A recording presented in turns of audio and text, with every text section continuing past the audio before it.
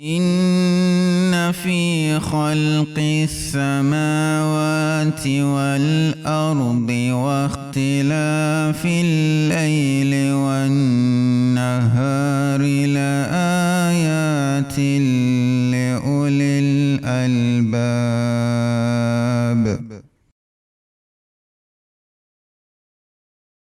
May the peace and blessings of Allah the Almighty be upon us. I welcome you to yet another production in our series, Islam and Science, here in the Wahab Adam studios of MTA Africa. With me today to do a discussion on one of the topical issues that usually raise contentions as to whether, aside the spiritual benefits, it also has physical benefits, is Salat. And today, that is what we shall be discussing in this program. And with me to do that is Murabi Abdul Ghaffur Said. He is a missionary with the Ahmadiyyat Muslim Mission. He sits to my immediate left, and next to him is Dr. Munir Dawood. He is a research scientist at the Ghana Atomic Energy Commission. Gentlemen, welcome to Islam and Science. Thank you very much. Yes, when we say Salat, what is it? I know Salat, which stands for the Muslim prayer. What is it when we say Salat? Murabi Ghaffur. أعوذ بالله من الشيطان الرجيم بسم الله الرحمن الرحيم. Salat is one of the pillars of Islam. Okay. And we have 5 pillars of Islam. And the first one is to bear witness there is none worthy of worship except Allah. Okay. And Hazrat Muhammad Rasulullah sallallahu alaihi wasallam is his messenger. And Salat is the next. And Salat is the main pillar with respect to all the with respect to the other 4 pillars of Islam. Apart because from kalma. Yes, apart from kalma, okay, all the other 4 are occasional, but Salat is one that we need to carry day in and day out. Okay. Occasional and with a condition attached to them as well. Okay. For example, Hajj is with respect to when you are wealthy enough to take the journey. Okay. And fasting is one that you need to have physical strength and be in good condition before you can go in for fasting. Okay. And we can talk of the other one, which is zakat.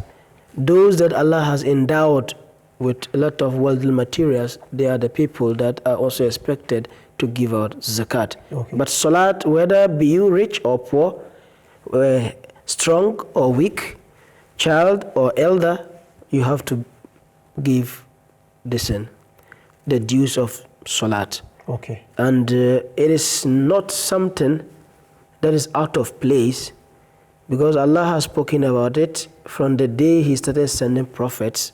They have been offering their Salat, okay, in different forms. So that is it, briefly. So, Doctor, you have anything to add? Yeah, briefly what I want to add is that per the Islamic teachings or the faith, we have 5 daily prayers, which is the regular Salat that we perform. And these 5 daily prayers are obligatory. Like Murabi Sahib said, the other pillars of Islam, you have some conditions, and it's not really compulsory, okay, at certain times. But with Salat, it's been made obligatory to every Muslim man and woman who is old enough to be able to distinguish between evil and good. Yeah. And so the 5 daily prayers have been prescribed to be performed at some precise times. Okay. And the timings are also very, very important to take note of. We have the Fajr, which is performed at dawn, and then followed it is the Zuhur, which is just after midday. Yeah. And then we have Asr, which is afternoon, and then Maghrib, which is after sunset, and then we have the Isha, which is the nightfall or dusk. Okay. So if you look at this, they have been, prescribed at this time for specific purposes. And I believe as we move on, we will see their importance and the timings and all that. So yeah, Salat is a Muslim regular prayer that we perform every day, 5 times a day. Okay. What does this prayer entail? By this, I mean, what postures, the various postures that are observed or need to go through before the prayer is completed. So, Murebi. Now, when we are talking about a Muslim prayer, Salat, it does not just start with you on the mat or with you at the mosque. No. It starts with the purification and the intention as well. Okay. You have to go for ablution, which is the physical purification. But before the ablution, you should also make your niyat, your intention that I'm going for Salat. I'm going for my prayer. So they all start with the intention, and then goes the ablution. But the ablution, you have to do it according to the way Allah and the Holy Prophet ﷺ have taught us. Okay. As the Quran says, وَإِذَا كُنْتُمْ إِلَى الصَّلَاةِ فَاغْسِلُوا وُجُوهَكُمْ. That anytime you intend to perform Salat, anytime you intend to pray, you have to wash your face. And it starts in that sequence and is telling us how to go about it. Okay. And even continue to say, if there is no water, there is tayammum. That's the dry ablution. Okay. You have to do that. So it doesn't only start with the postures. From there, then we come to the mosque, or you go to your prayer mat. There is a standing posture. Then there is a bending posture. Okay. Then there is also sujood, that is putting your forehead on the ground. It's coming to sit on your legs, resting on your legs, going back, and all this are part of the Salat. Okay. Yes. So you mentioned intention as the first one. Yeah. So in between intention, having the intention to pray, and the taking of the ablution, is there anything that is in between? For example, I intend to pray, but unfortunately I am not. I might think I am not clean. So I have to. You have to do ablution. You have to do clean myself. Yes. Like before ablution, if let's say, for example, if naturally a Muslim is not supposed to attend washroom or toilet without cleaning yourself. Okay. You have to clean yourself at that point, not at the point that you are going to pray. Then you start to go and clean yourself because you remember you attended to the washroom. No, this is not what we have been taught. Okay. Our cleanness starts from the very moment you start leaving your house. Cleanness is part of you as a Muslim throughout your daily activities. Okay. So you cannot attend to nature's call without cleaning yourself at that very instant. Without cleaning yourself at that very instant, your clothes has been soiled and they are not fit for Salat again. Okay. So with the intention, not only with the intention, cleanness starts, and then intention, then cleanness, then Salat. By cleanliness, here I am referring to not just cleaning yourself, but there is a manner prescribed in Islam that we should clean ourselves. That is where the concentration is. Yes. Because I know naturally whoever attends nature's call definitely will clean themselves. But which is prescribed by Islam? No, let me clarify here. Okay. Naturally everybody will clean themselves, but that cleanness is not the prescribed cleanness of what Islam has taught the followers of, what the Holy Prophet has taught his followers. Yes. That dry cleanness, people use tissues, people use other things, but we have been told to go in for water after this tissue. Okay. Right?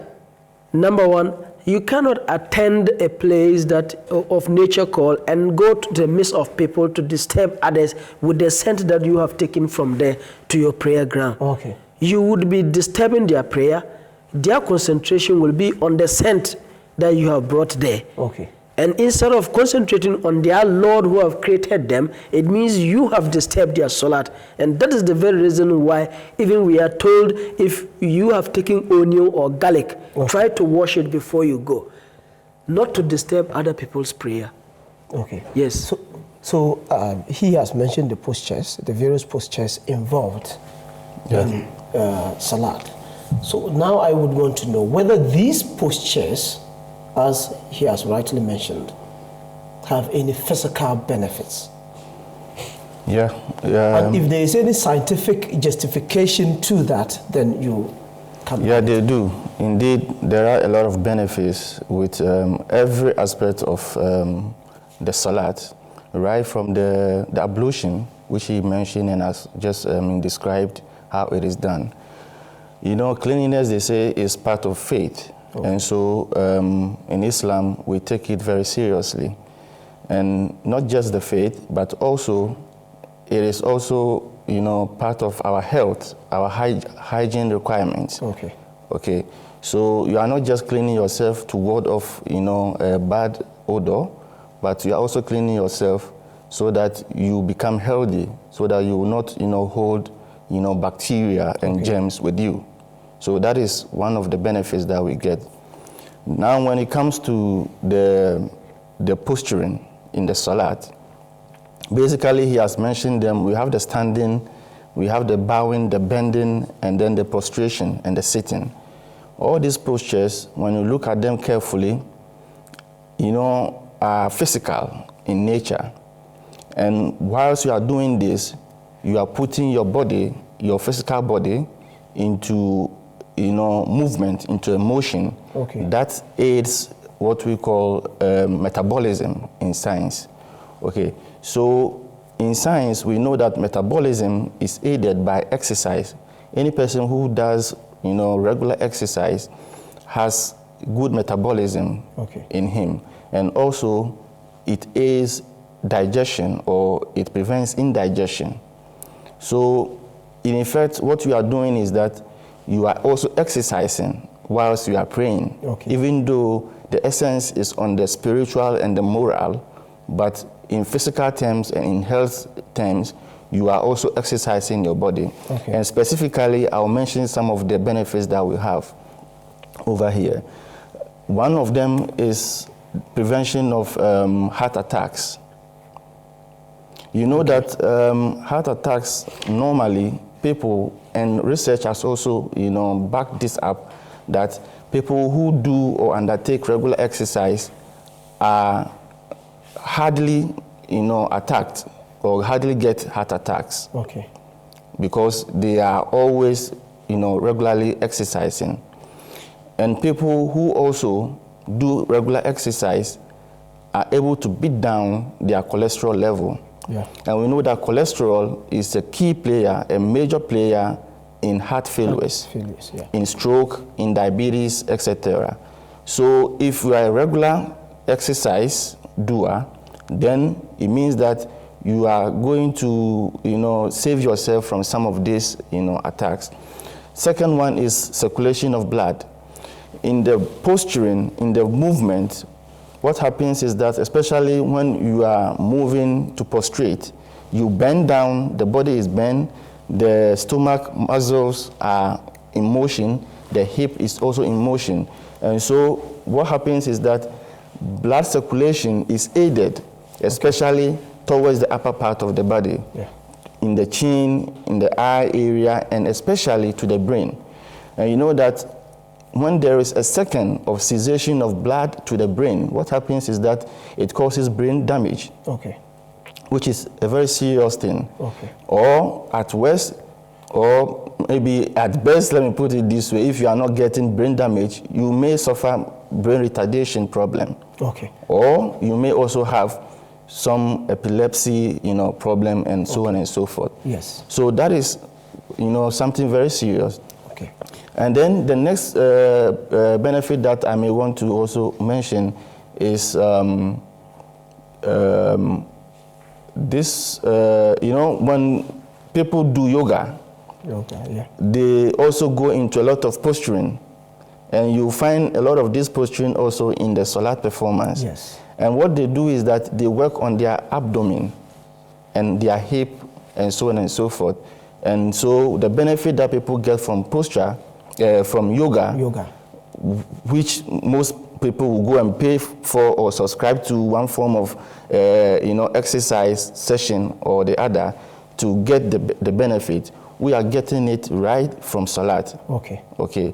And then also, there is also the sitting posturing, where the body comes to relaxation. Movement ceases, but then the relaxation is in a form of like a massage, which also aid, the body to relax, the muscles will relax.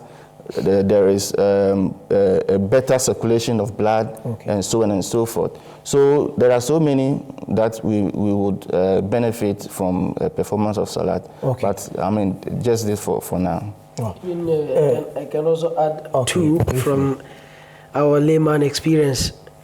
You can see if we are offering Salat, you can see that you don't easily have back pains. Because the spine is stretched and everything is in its place. And your joints, you see, you place your hands, your fingers, everything, it improves the circulation of blood at the joints too as well. This is something that I would like to. One important thing that I forgot to mention is circulation or the sending of blood to the joint area. There is an important muscle called cartilage. It is not a muscle per se, but it is a tissue in the body. It is called cartilage. And this, cartilage is so unique, and its uniqueness is that it is a living tissue which does not directly get blood supply. The only way it is nourished is during, movement of the joints. The movement of the joints send, blood to the area, and from which it is nourished, and so it's able to live and perform, and aids movement and so on and so forth. So yeah, like he said, if you are performing Salat and you are in regular exercise, your joints are always flexible. You are able to move smoothly, and you won't have pains. This is the health or physical benefits of Salat. Now let's come to the spiritual and the moral aspects. But just before you come with your answer, I have taken opinions of some people on this topic. Let us have a look at the video, and then I'll come back to you. For the physical benefits of Salah, Salah is something that spiritually really gets us closer to our Maker. And physically, I would say that Salah is a form of an exercise that gives you the physical strength to go on with your normal everyday life. You may be sitting in lectures for so long, for so many hours, so Salah helps you get away from all this physical stress and everything that you go through. For a minute or 2 or 3 that you chat with your Maker, it seems like a getaway, like a holiday getaway for me, to meditate with your Lord and have a physical contact, not only spiritual, but you also have a physical contact with your Maker. For benefit of Salat, I think we have a lot of benefits, because the Salat that we do is a form of exercise which always keeps us healthy and strong. Actually, Salat, I would say, has so many benefits, and that is one way. One way is that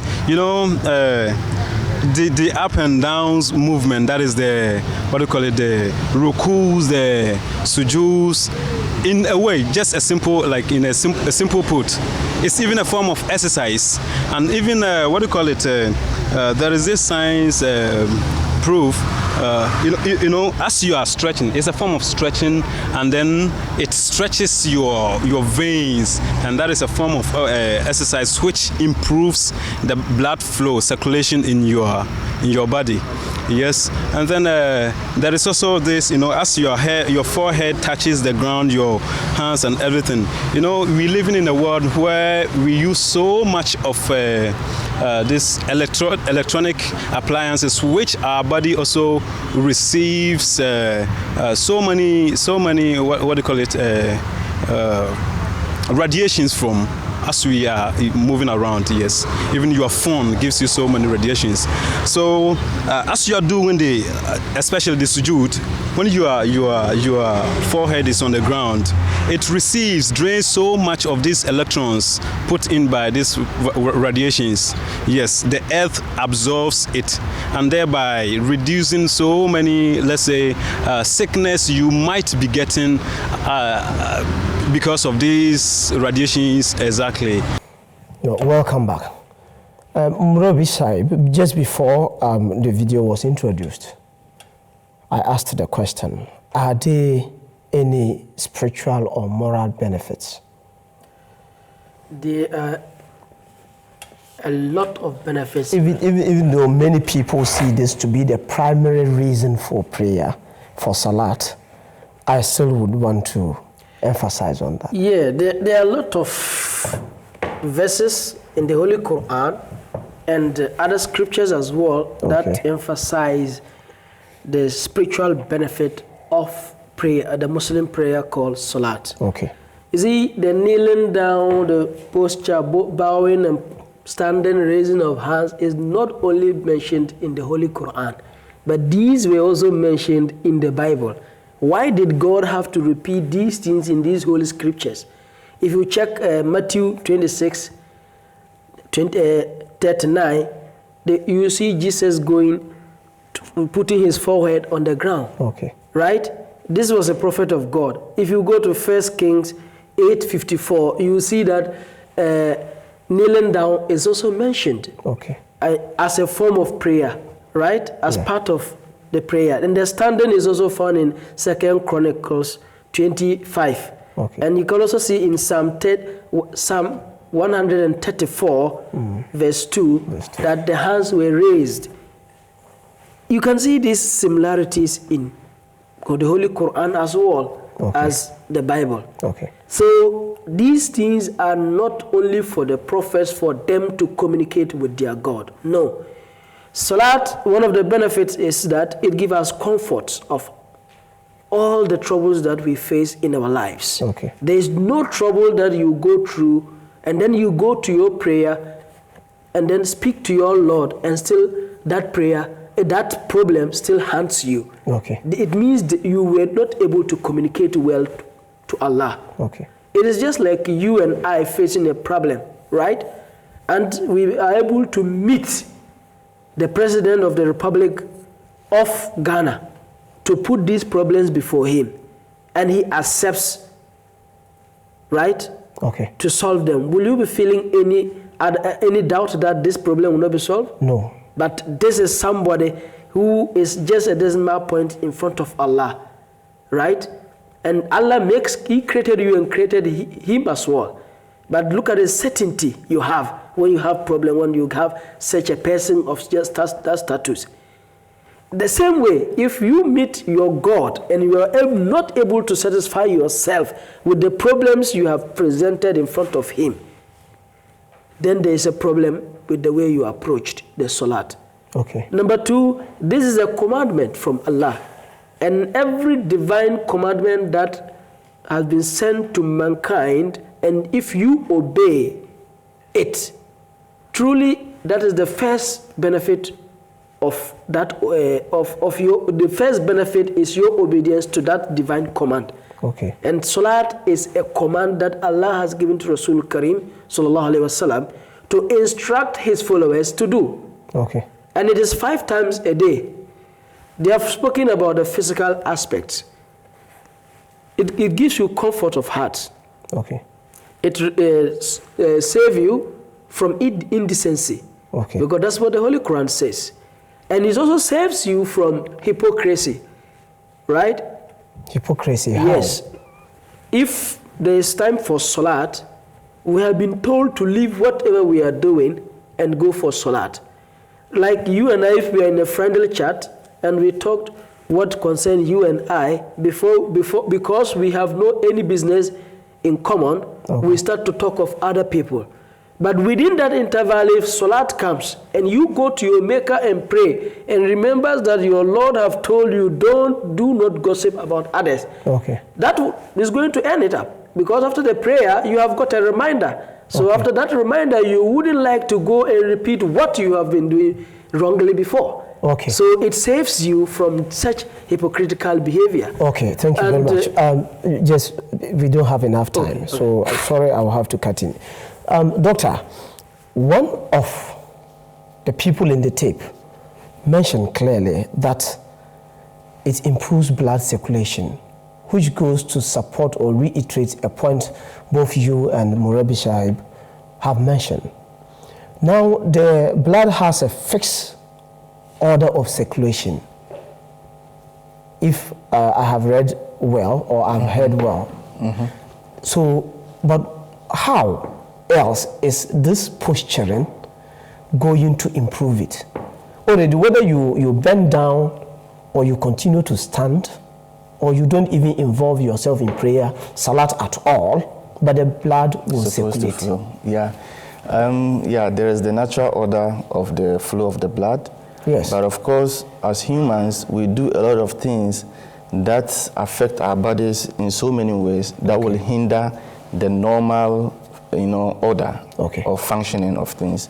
And especially the food we eat. When I was talking, I mentioned cholesterol. Cholesterol basically is gotten from the food we eat. We have natural cholesterol in our body, but the food we eat, mainly, the fatty foods, builds up in our body, and they block the passageway of the circulation of the blood. The circulation of the blood. And so what the exercise does, or what the Salat posturing does, is that it helps to break down this cholesterol level so that the flow will be smooth, so that the heart will not overwork. So that is it. Even to add to that, it doesn't only goes to those people who eat other foods. If you look at the newborn baby, you see always the hands are up and the legs are up and it's always struggling. There is movement. The baby have not taken anything that needs digestion, but there must be movement. So the Salat is not something that is out of nature. It is part of nature. A baby, whether Christian, Muslim, Hindu, the hands are always up. To tell you that this is not natural thing, you must do. Yes, it is just to make sure there is movement, and the movement starts from birth. And just to add, I don't know if you have enough time, but just to add to the spiritual benefit that Murabi Sahib enumerated, is also social benefit. Social and moral benefit. In the Holy Quran, it has always been the case that when Allah mentions Salat, He mentions taqwa and then zakah. Either always it has been taqwa or zakah. And the essence of this is that, for instance, we have read in the Holy Quran, Allah says that inna salata tanha anil fashai. That Salat indeed one from indecency, like he said. But he says, innal lazina amanu wa amilu salihati wa aqamu salata wa atawu zakata lahum ajruhum inda rabbihim wa la khawfun alayhim wa la hum yahzanun. That truly those who believe and do righteous deeds and perform salah and pay zakah, they will have their reward with their Lord, and on them shall be no fear, nor shall they grieve. And so you see that there is connection of salat and doing of good and also zakah.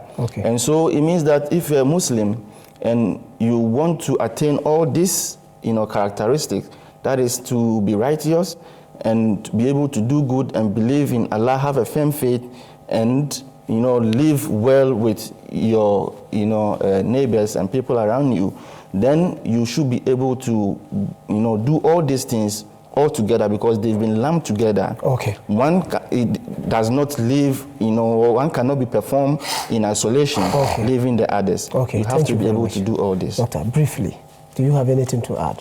5 seconds. Yeah, my last words is this, that everybody every Muslim around the world should let the people who stay close to you know that Salat, the spiritual and moral benefit, is not limited to Muslims. Okay. All the commandment in the Holy Quran about Salat is akimu, plural. Okay. Be together. Okay. So the society must be in peace before you can offer your Salat. Okay. And going forward, it also talks about tolerance. Okay. So that is why you have to come together. If I have problem with you, but I have to go and pray with you, I have to tolerate you. Not that we should fight in the mosque. Okay. And that should be well established for all Muslims to know that if they are creating any problem, they are going against the Salat that Allah has instructed. Thank you very much, gentlemen, for coming on the program, Islam and Science.